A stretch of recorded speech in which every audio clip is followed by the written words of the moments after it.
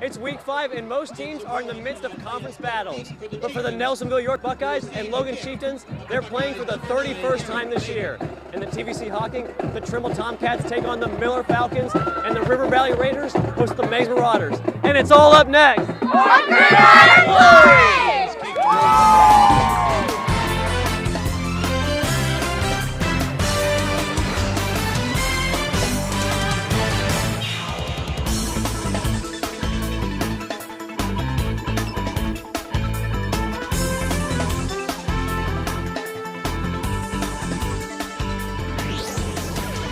It's time to kick off week 5, and we've got a lot of ground to cover. I'm your host, Justin Holbrook. In case you blinked, we're already halfway through the regular season. Before moving into the last month of the season, teams wanted to make sure they ended September with a win. And the Hawking finally got some answers tonight. Miller and Trimble met in Gloucester to decide the top spot in the conference. Lucky for us, Kelsey Steele was there to catch it all. And Kelsey, there was a lot of hype surrounding this game. Oh, and so many questions on top of that, Justin. Miller was set to prove that this undefeated record is no fluke, and Trimble, on the other hand, set to prove just the opposite. And intimidation is always a factor in Trimble's house, especially when you have Jenkins and Losi at the helm. The pitch to Curry picks up 2 yards, but pay close attention to Justice Jenkins. He goes down trying to make that block. More on his status in a little bit.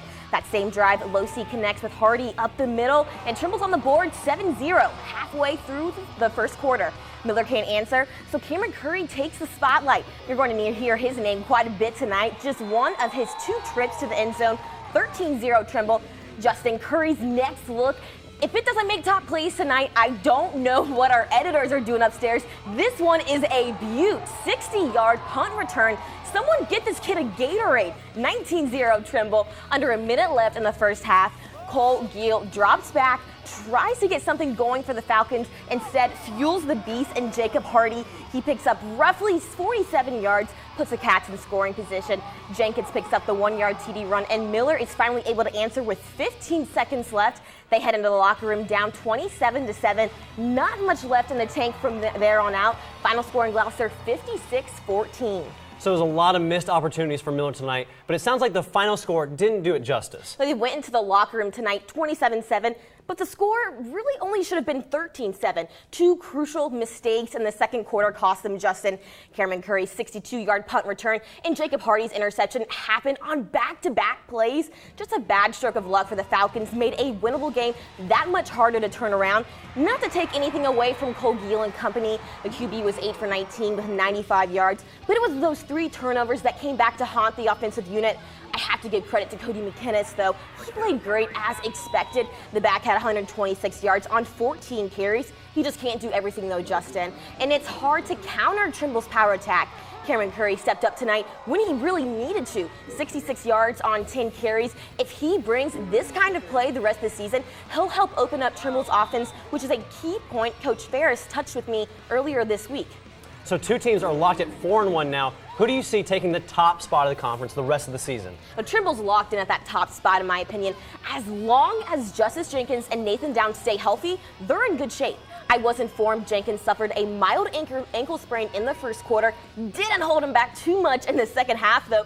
Justin, he had 232 yards on the night. He may be in a little bit of pain, but he sure did not show it. So that was another good win for Trimble. 4-1, and Miller is 2. So now, even though Miller lost, they're doing well this season. They only had 1 win last year, and Duncan, you've been there to cover it. Yeah, you know, this was a really big game for Miller, and they just had a tough night. The thing is, this team is still 4-1 and contending for the Hawking after only 1 win last year. I know they're going to go back to practice next week and work as hard as ever, just because their motto this season is no excuses. After last year's 1-9 season, the Miller Falcons have found new life. This year, things are different. Last year, the excuse was, well, they're freshmen. This year, our motto is just, there's no excuses. Because last year, we had a lot of people skipping practice and stuff and always come back with an excuse. People knew that we had a lot to show this year, and we had no excuses why we shouldn't show it. The small town of Corning, Ohio is showing their support for their football team in a big way. And this year, with the success we've had, the community started coming back, and the kids really, the big crowds, it's pretty fun for the kids. Well, last year, it was like not decorated at all or anything. Then we walk in, and then Now it's all decorated, communities decorated it, which got us all pumped. Before the game, we don't even need like a pep talk or anything, just the community being there pumps us up. Big time changes throughout the football program helped turn this team around. These guys have been putting the work in, putting the time in. Leadership, what's actually there this year. Last year we didn't have much, but this year we do, and it's changed the attitude of the team. After last year's season, there were many doubters, but the Falcon faithful fought on. Just the way the kids fight. They have a fight, and these guys, they don't ever give up. They come out ready to play. And 3 out of 4 games we've been down early and still finish. Like I said earlier, just a tough night and a really big game for the Falcons. But don't expect these Falcons to keep their heads down. They are a talented group of kids with a great coaching staff and a community behind them. Don't be surprised if these Falcons are right there at the top of the Hocking when it's all said and done. Well, it's like you said, Duncan, we're only 5 games in, but it's definitely been a turnaround for Miller. Thanks for the great work. Are you trying to figure out a way to get on TV and get your name there? Because there's an easy solution. Just follow Gridiron Glory on Twitter, use the hashtag Glory15, and your tweet may end up on our show. But that's not the only way you can add us. Add us on Snapchat and just send your pic, and it may end up on our show. Don't forget to like Gridiron Glory on Facebook and follow us on Instagram at WOUB Sports. River Valley is only in their 2nd season in the TVC Ohio, but after a big win against NY last week, they find themselves leading the conference with another tough game against Meigs tonight. Clay Benjamin was in Bidwell tonight, and Clay, they tried to stay undefeated. Justin, the Raiders made a huge statement last week with their win against Nelsonville-York, but Coach Sparling told me this week, that there was no time for celebration, as every week in the TVC Ohio is a challenge. Now, Cody Bartram and the Marauders looking to give River Valley their first loss of the season, but Bartram would throw a pick on the first play of the game. On the ensuing Raiders drive, Dayton Hardaway, he drops back to pass, and he bombs it down the left sideline and finds his favorite receiver, Kirk Morrow, who catches it over the defender for a 34-yard touchdown, 7-0 River Valley. From there, both teams struggled on offense, and weather was a huge factor the entire night. Later in the first quarter, Bartram gets sacked from behind by Tice Middle, and that Raider defense was brutal the entire first half. On Meigs' next drive, Bartram can't hold on to the snap, and Dylan Brown picks it up for the Raiders and takes it down into the Meigs territory. Later in the drive, Hardaway, he drops back to pass again, and he finds his favorite man, Kirk Morrow, who again catches it over 2 defenders this time for a 31-yard touchdown, 14-0 River Valley going into the locker room, and on Meigs' first drive of the second half. Caleb Sheets picks up 7 yards on 4th and 1, and this is where the momentum really started to turn for Meigs. Next play, Sheets would punch it in for his first touchdown of the night, 14-14 with 7:05 left in the third, and Meigs would go on to win a close win, 26-21. Caleb Sheets had 17 rushing yards, 126 yards, and 1 touchdown, and Justin, he was huge in the second half. Well, Clay, that's a big win for Meigs, especially after the slow start they had tonight. Justin, whatever Coach Bartram said to his team in the locker room definitely worked. This team came out of the halftime dominating on both sides of the ball, and that's what ultimately led to this come-from-behind victory. And a reason for that slow start was the rain tonight in Bidwell. How much did weather play a factor? Justin, it was a big factor. It wasn't raining hard in Bidwell, but it was a steady downpour, and the ball was wet from the kickoff. Both teams struggled holding on to the ball, and after River Valley scored on their first drive, both offenses really struggled until halfway through the second quarter. There were a lot of turnovers and penalties, and it was very uncharacteristic for both of these teams. But sloppy conditions, will lead to sloppy play. Well, that's definitely true, and it was a tough loss for River Valley tonight, but they had some great performances. Who stepped up for the Raiders? Justin, Kirk Morrow and Mark Ray were huge for the Raiders tonight on both sides of the ball. Morrow had 2 very nice touchdown catches that you saw in the highlights in the first half, and they made some nice deflections and tackles on defense. Ray, on the other hand, was a bruiser running the ball tonight. He pounded the ball while also making tackles and even an interception on defense. These 2 guys will be huge for the Raiders going on to the rest of the season, but shout out to Meigs, who came out to play in the second half and really shut down the Raiders. Now, Clay, is it too early to say that Meigs is the favorite to win the TVC Ohio now? It's still early, but Meigs has definitely established themselves as the front runners with this big road win in this tough conference. For me, coming into the game, River Valley were the favorites and the team to beat, and the Marauders did just that with a very good second half performance. But Justin, don't count out the River Valley Raiders just yet. Well, it should be an exciting second half of the year. Thanks for the great work, Clay. Now, before tonight, the Logan Chieftains and Nelsonville-York Buckeyes played each other 30 times. Logan came into this game trying to remain perfect, but the Buckeyes needed this win not to gain ground in the TVC Ohio, but rather as a way to shake what was a rocky first month. Now, Logan beat NY 40-7 last year, but the Buckeyes wanted to make sure the same thing didn't happen again this year on their home turf. After starting the season 0-2, New Lex started to right the ship after winning 2 in a row. Now tonight they were going for win number 3, but to do that, the Panthers had to take on Tri-Valley. Megan Stamper joins me now from Jim Rockwell Stadium, and Megan, you're live out there. Justin, New Lexington's strong point this season has been their defense, but it's so hard to prepare for an offense as dynamic as Tri-Valley's.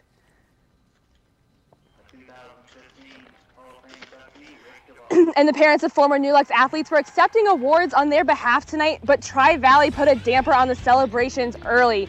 Quarterback Tyler McGee hits receiver Quentin Gators in stride here, and he takes it in from 45 yards out, gives Tri-Valley the early 7-0 lead early on in the first.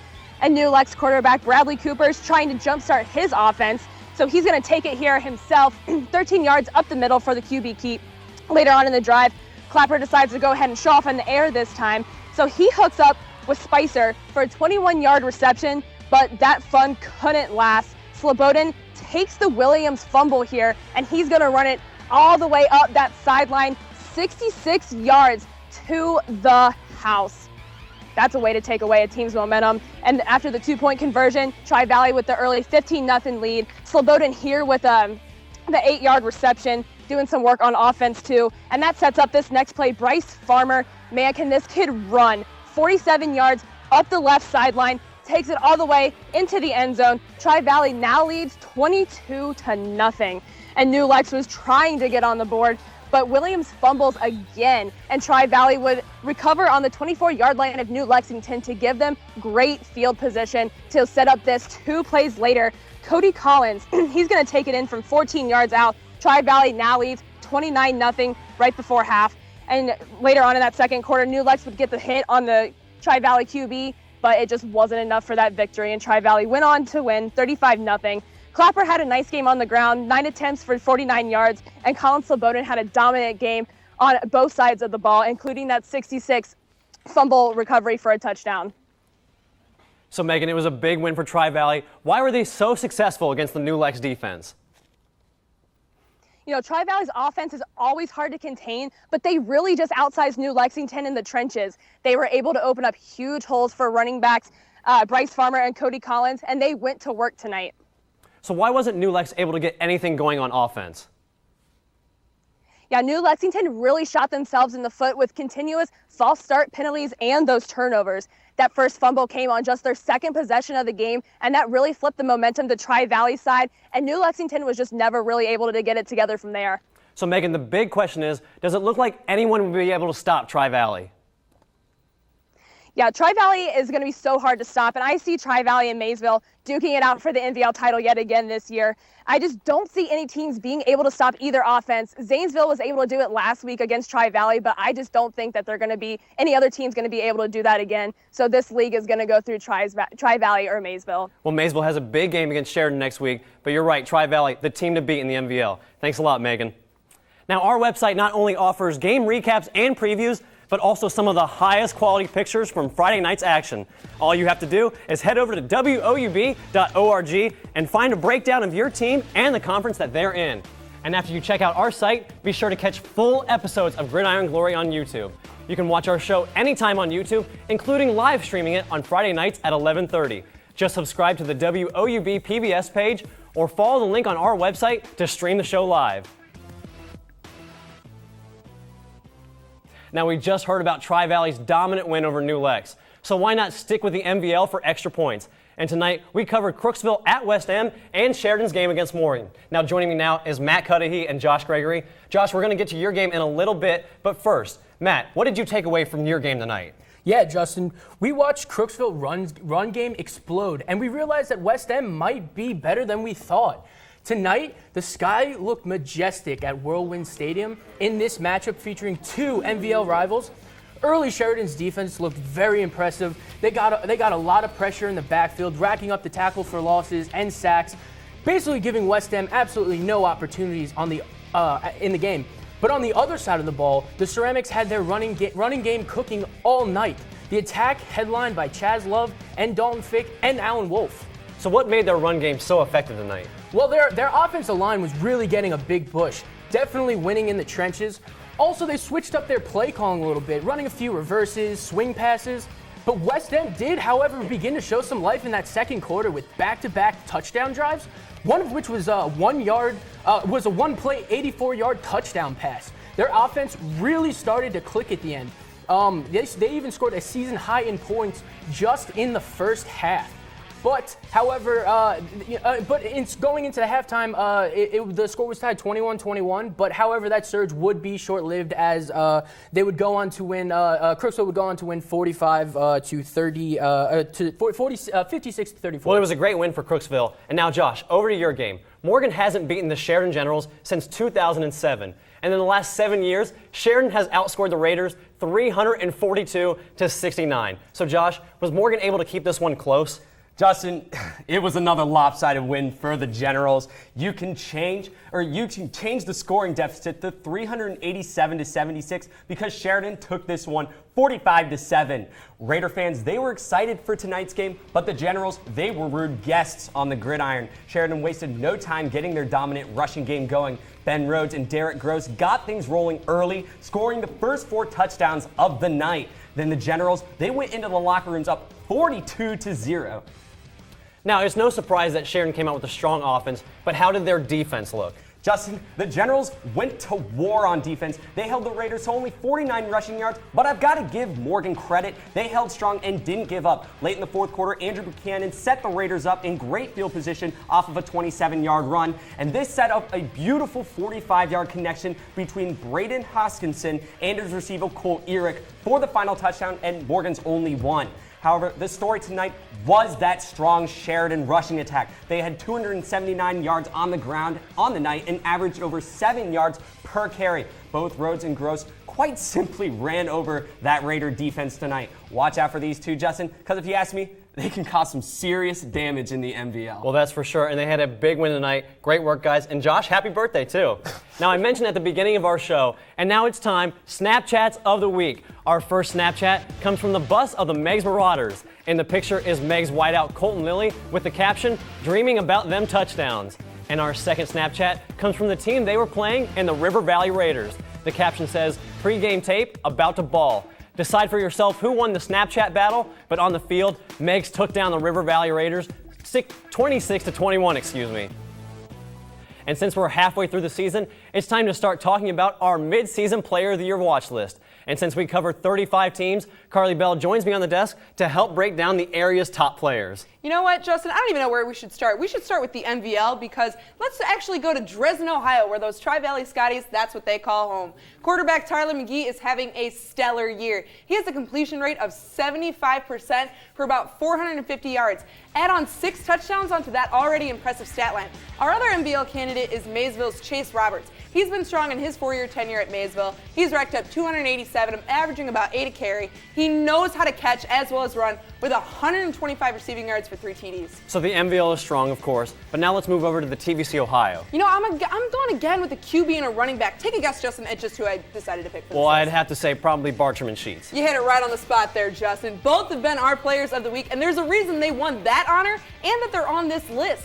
Bartram hit that 1,000-yard mark tonight with 11 TDs as well. He threw his first pick tonight, although, but he's still powerful and dominant on the field. Caleb Sheets is just as impressive with 379 yards on the ground with 3 TDs of his own. Why not? Let's out on his receiving stats with 378 yards and 5 touchdowns. All right, now what about the other TVC, the TVC Hawking? You know, repeat alert. Trimble's Justice Jenkins, he's back on our Player of the Year watch list. He's been just as dominant as last season, being a consistent threat on the ground. He's also a great target for quarterback Andrew Losi. I've also had my eye on another running back in Dejan Bedgood from Belpre. He's been dominant all season with 232 yards with an average of 13 a carry. He's also has a couple receptions, both for touchdowns. Now, how about those teams that are new to Gridiron Glory, Carly? Now, if you remember from the preview show, Justin, I did say to keep your eyes on Jordan Leisure from Amanda Clear Creek, and there is a reason. He's running all over opponents with an average of 5 yards per carry and 3 touchdowns. The next one on my list, he's a hidden name, but he's got some power. Trey Rittenhouse from Zane Trace is more of a rough and tough back, kind of like AJ Ouellette for the Ohio Bobcats. He gets those tough yards when you need them. He also knows how to get those long runs too, with an average of 6.4 a carry. He's also well versed in special teams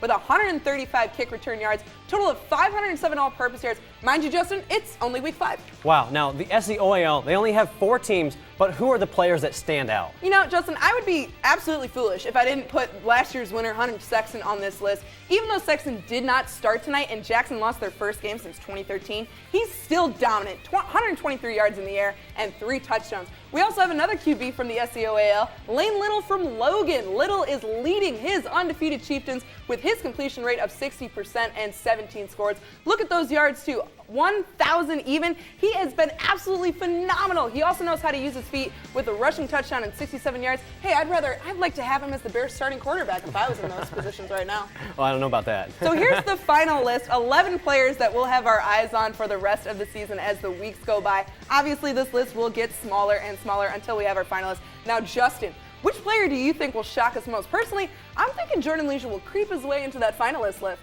I don't know. It's going to be close, but we'll see, and it's going to get tight at the end of the year. Thanks a lot, Carly. Now, everything looked great for Nelsonville-York after beating Trimble in Week 1. Since then, the Buckeyes have lost 3 straight. But for the NY fans, they did their part to try to help propel the Buckeyes to a win over Logan.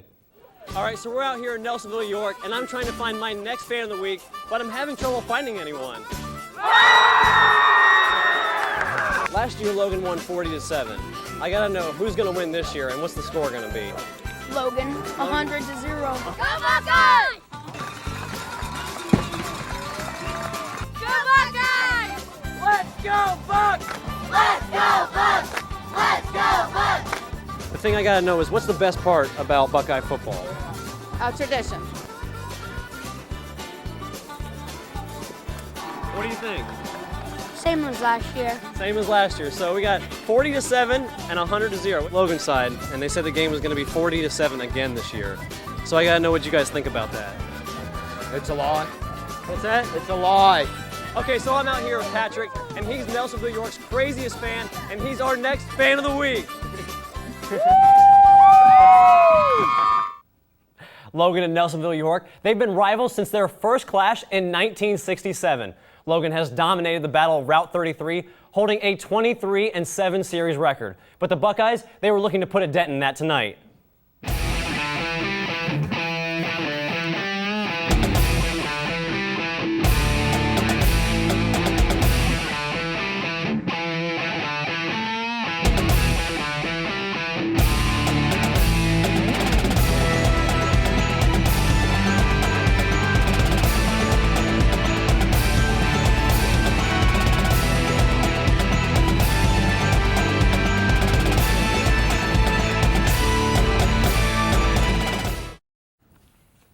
I'm now joined by Josh Vermillion. And Josh, you made the trip out to Nelsonville-York. So how did the Buckeyes do against Logan's high-powered offense? You know, saying that offense is high-powered might just be an understatement. They're averaging over 40 points a game this year and do not want to slow down against the rival Buckeyes. And Lane Little, he is the leader of that high-powered offense, and he has been hot all season long. He didn't want to waste any time getting going tonight. Logan's first possession, Little fakes out everyone before firing a strike to Jensen Wallace, 25 yards for the touchdown, 7-0 Logan. And on the ensuing kickoff, Alex Mount is going to pick up the ball, and he's going to weave his way through the coverage team all the way to the 48-yard line, setting up the Buckeyes in great field position. And that sets up Hunter Edwards. Edwards drops back and finds Aaron Davis across the middle, who gets into the end zone from 23 yards out, 7-6 Logan. And now it is Jensen Wallace's turn to return a kickoff. He says, yeah, returning it to the 48-yard line, that's okay, but I can do better. He zooms down the middle of the field. He goes 89 yards untouched for his second touchdown of the night. 14-6 Logan at this point in the first quarter. And now after a quick NY 3-and-out, Bryce McBride, he takes the quick flip from Lane Little, and he's tired of letting Wallace have all the glory. He's going to take this one 39 yards by himself to the house, 20-6 Logan still in the first quarter, and that Logan offense, they just kept putting up points as the Chieftains went on to win 41-28. And like you said, they kept putting up points, and I heard Lane Little's name a lot. How good was he for them? You know, Lane Little has been good all season, but he was on a whole different level in tonight's game. I mean, he didn't throw a single incompletion until the 9:43 mark in the second quarter.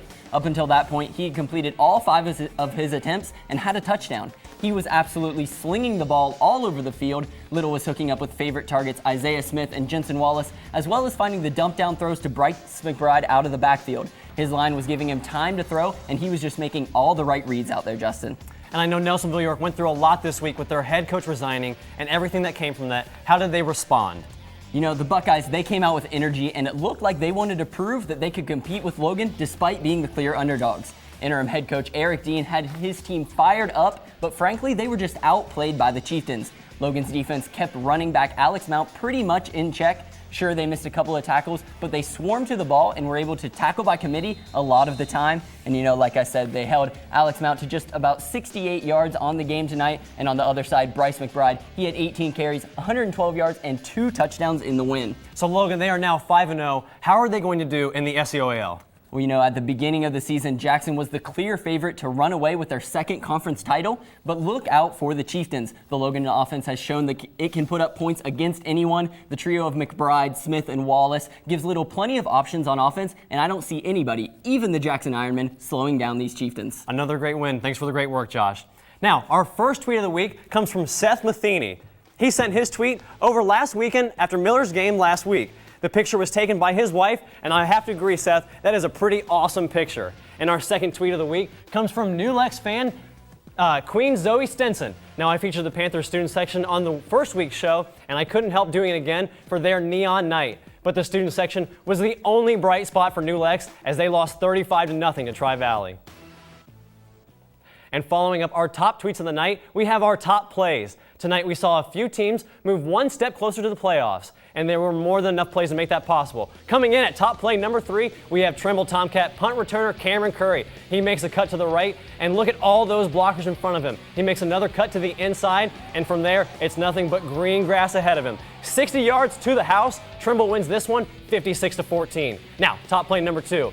NY scored on their first possession, but Logan wasted no time answering. Jensen Wallace catches it at the 11, and watch what happens next. Wallace picks his lane, and he goes untouched. He goes all the way up the middle, and he gone. Just look at those strides. Logan wins this one 41-28. And for our top play of the night, we go over to the River Valley Raiders. The Raiders quarterback Dayton Hardaway drops back and lets it loose. Kirk Morrow, he jumps over 2 defenders for the touchdown, but River Valley loses their first game this year. Now, next week is the first round of games in October, which means the last month of the regular season is here. And these are the games that we'll be at for Week 6.